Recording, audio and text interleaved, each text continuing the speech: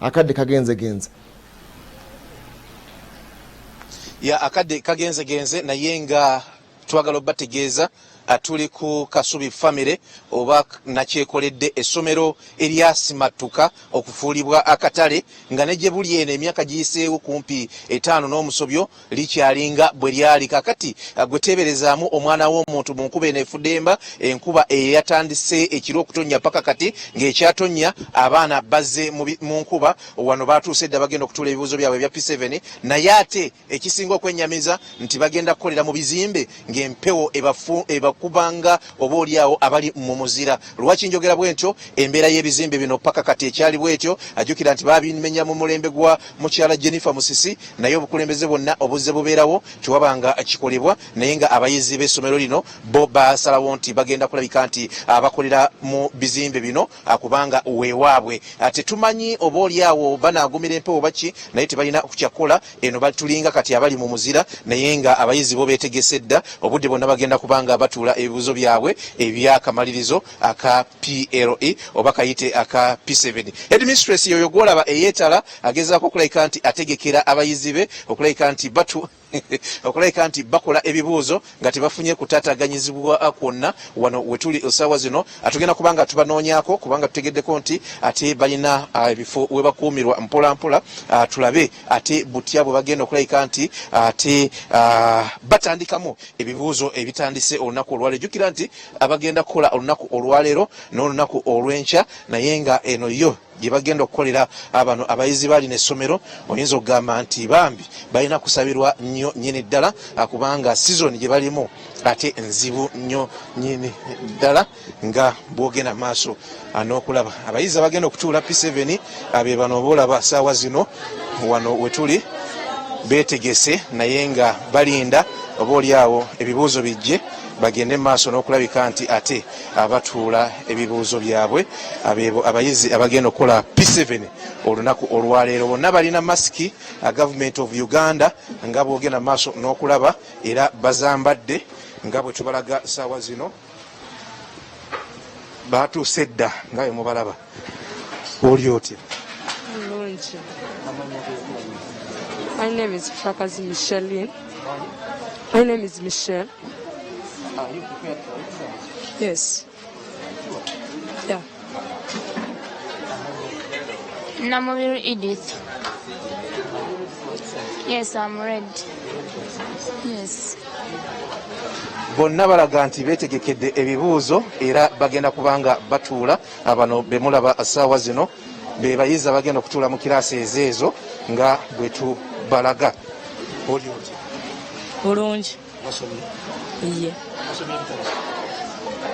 Mu lockdown wasomye ebitabo? Iye. Wasomanga otya? Na twasomanga tugenda kunga ku masomero amalala. Twasomanga mu kiguruupu. Wasomanga mu guruupu? Nasomanga topic teachers yansomesanga nga nasomanga topic teachers yansomesanga. Yes. Kale tuyanziza. Oli otya? Jendi. Nasomako ku bitabo byange. Nasomera waka. Twajjanga ne tumukimwana okusomera ne tusoma. Twetegese bulungi tugenda kola exam.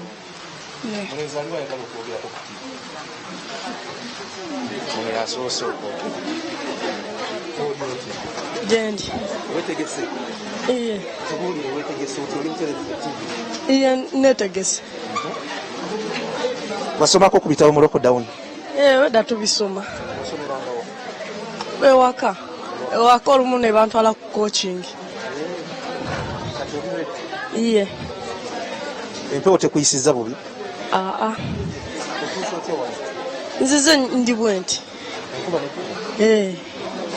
Iye. Nzize ng'enkuba. Webale nnyo. Oli otya? Oli ready for exams? Yes. Kiki bye wasinze okusoma ennyo? SST. Olowooza SST onaafunamu mmeka? Bubiri.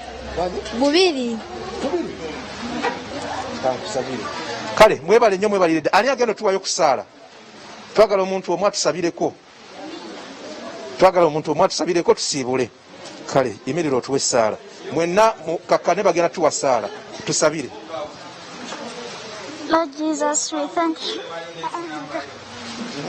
Lord Jesus, we thank you for this day. We thank you for everything that you have given us. We thank you for the gift of life.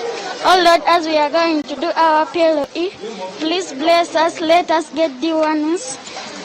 I pray in Jesus' name. Amen.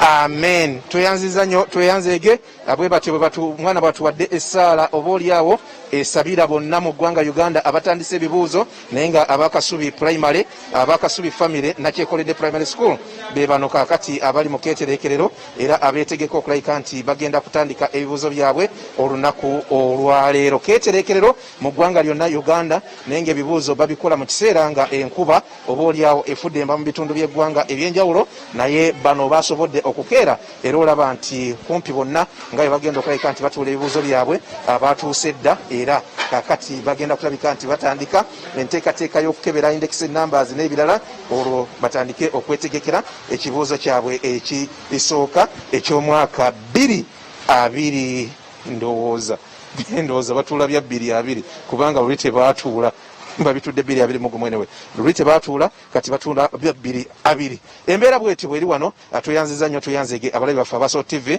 kakati ate atugenda kubanga tusala busazi atuddeyo mu mpeereza zaffe eza bulijjo tujja kudda n'ekiri masomero amalala naye nga wano wo bwe bayimiridde batuwadde ku ssaala era essaala ejja tukulembera nabe bakulembere okulabika nti mu ggwanga lyonna abatudde ebibuuzo bino ebya COVID-19 ebya lockdown ebibuuzo ebituuliddwa mu mwaka omulala ate nga bayita. Jukira nti kino kyasemba okulabirwa mu 1986 ne 85 nga entalo zigenda maaso ne gavumenti eri mu buyinza ng'ejja mu buyinza okukyusakyusa mu nteekateeka y'ebyenjigiriza tuzeemu kiraba mu mwaka 2020 mugomo.